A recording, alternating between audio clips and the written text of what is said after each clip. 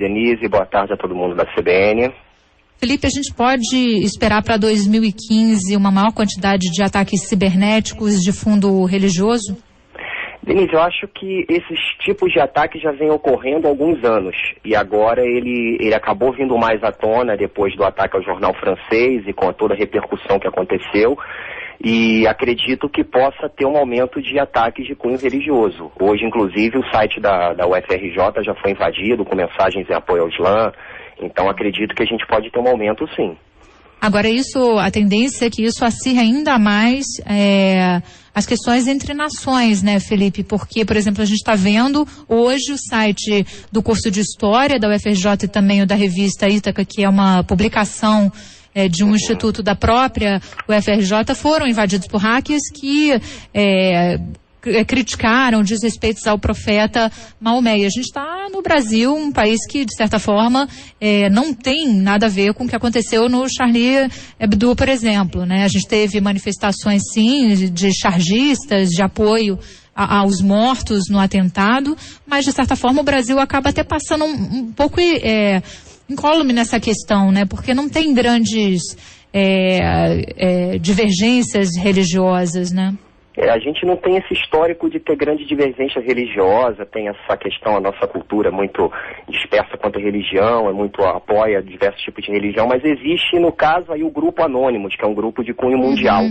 Então, acredito que a parte do Anonymous no Brasil tem efetuado esse tipo de ataque, e, na verdade, essa briga religiosa, entre aspas, né, ela já vem ocorrendo desde 2005, há um tempo atrás, onde o Anônimo já tinha soltado a operação que era congelar ISIS, que tentava obstruir os canais de comunicação do Jihad, né, que estavam associados aos canais de propaganda do Estado Islâmico. E depois, com a questão do atentado ao jornal francês, a coisa tomou uma conotação um pouco maior, as empresas estão mais preocupadas, os países estão mais preocupados, se preparando muito mais para esse tipo de ataque, que agora tende a entrar nessa linha de ataque religioso, né, com mensagens religiosas. Pois é, era isso que eu ia te perguntar, porque a gente vê ataques a sites que muitas vezes a gente considera super seguros, como o site do próprio Pentágono, e a gente se coloca que a gente está muito sujeito a esse tipo de ataque se você for colocar sites menores, né? Principalmente se você for colocar, por exemplo, de veículos de comunicação. E aí eu te pergunto, é possível se precaver de ataques de hackers, ou hoje eles estão num nível tão alto que é difícil você conseguir se manter seguro de um ataque? Eu entendo que tem como se precaver, sim. Obviamente existe aquele jargão que não existe segurança 100% segura, vamos dizer assim, mas não só as empresas como os países, eles vêm se preparando muito para esse tipo de ataque, né? Qual é o primeiro tipo de preparação que as pessoas vêm, as empresas, os países vêm ter, né? É conhecer os riscos. O que está associado a esses riscos? Quais são os controles que a gente pode ter em cima desses riscos? O que a gente mais está falho? Então as empresas, os governos têm mapeado de forma a conhecer melhor os riscos, né? Eles têm implementado monitoração contínua, têm criado equipes especializadas ou contratando empresas com equipes especializadas. Eles realmente vêm se preparando quanto a isso, e não é desse ano. Esse tipo de preparação já vem de longos anos para cá, né? As empresas e os governos têm investido bastante quanto a isso. Agora, a gente pode atribuir esse aumento nos últimos anos de ataques de hackers à própria divulgação e rapidez em que isso atinge uma população enorme, milhares de pessoas em todo o mundo, Felipe? Sim. A gente tem hoje em dia, veio muito à tona... A visibilidade é muito grande de um ataque desses, né? Exatamente. A gente tem hoje os chamados hacktivismos, né? Então, você pode ser um chamado hacktivista com um post no Facebook, com um post no Twitter, com uma própria mídia social. A mídia social, ela te dá muito essa visibilidade. Hoje, os grupos se apoiam muito nas mídias sociais, muito no Facebook, muito no YouTube. Eles estão sempre divulgando essas questões que os ataques que eles fazem, né? Então a mídia social acaba trazendo um tipo de mensagem muito maior, de uma forma muito mais abrangente, e muitas vezes uma simples mensagem se torna viral, né? O que a gente chama hoje de viral. Então ele solta uma mensagem em pouco tempo, em poucos minutos, mais de 20, 30, 100, 150 mil pessoas já viram aquela mensagem, já propagaram aquela mensagem através de compartilhamentos, né? Hoje existe esse apoio maior das mídias sociais quanto à divulgação do próprio hacktivismo em si. Agora, a gente pode dizer que há diversos grupos de hackers, e aí eu coloco por uma questão ideológica, né? Antes você tinha muitos ataques de hackers pelo próprio desafio de você quebrar a segurança de um determinado site. Depois você teve os ataques de hackers com intenções de roubar dinheiro de contas, né? Que são esses ataques que acontecem a bancos, a sites de bancos. E agora você tem os hackers com uma conotação política, né? Que tem como objetivo fazer, de fato, um protesto.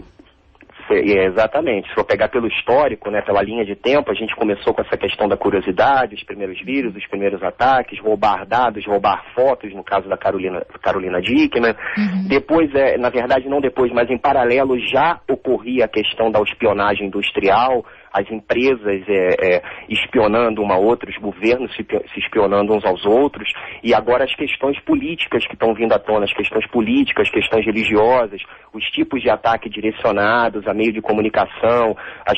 Hoje já existem ataques, por exemplo, em 2003, com um vírus que se espalhou rapidamente pela internet, paralisou diversos computadores, causou um tráfego intenso na internet, tirou muito sistema bancário do ar, problema com caixas eletrônicos, tráfego aéreo. A gente teve agora um ataque recente, no dia, se eu não me engano, no dia 24 de dezembro, ataque a sites de jogos, né? Então exatamente. Então você tirou do ar diversos jogos que são usados pela internet, né?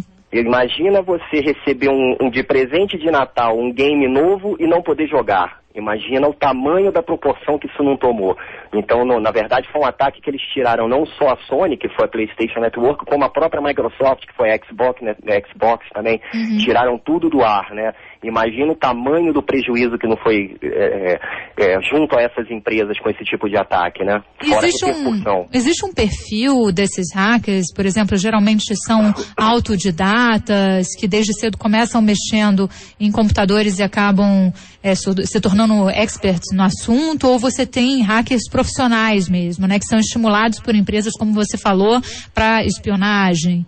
Eu acredito que a questão do autodidata, segurança, hoje você se aprende na escola. Você tem cursos especializados em certificação de hacker, você tem cursos especializados no mercado de segurança. Eu venho de uma escola que é muito autodidata. Depois eu fui fazer a questão dos cursos e me certificar junto ao meu conhecimento.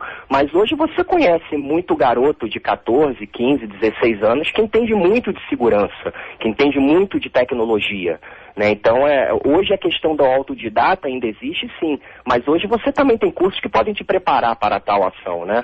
O próprio YouTube é uma ferramenta que te dá muita possibilidade de você aprender o que você quiser. E a gente pode esperar, então, para os próximos anos, investimentos cada vez maiores das empresas em segurança da informação, né? Exatamente. As empresas já vêm investindo, tá? Em 2014 eles acrescentaram aí 17% do total do seu orçamento para a segurança. A previsão é de 2015, segundo o IDC, aumentar em 26%. E com todo esse problema que está vindo à tona, com todas essas notícias, esses ataques centralizados, as empresas tendem a investir mais sim no mercado de segurança e nos controles internos, né? Tá certo, Felipe. Olha, muito obrigada pela sua participação aqui conosco e uma ótima tarde para você. Eu que agradeço, Denise, e boa tarde a todo mundo.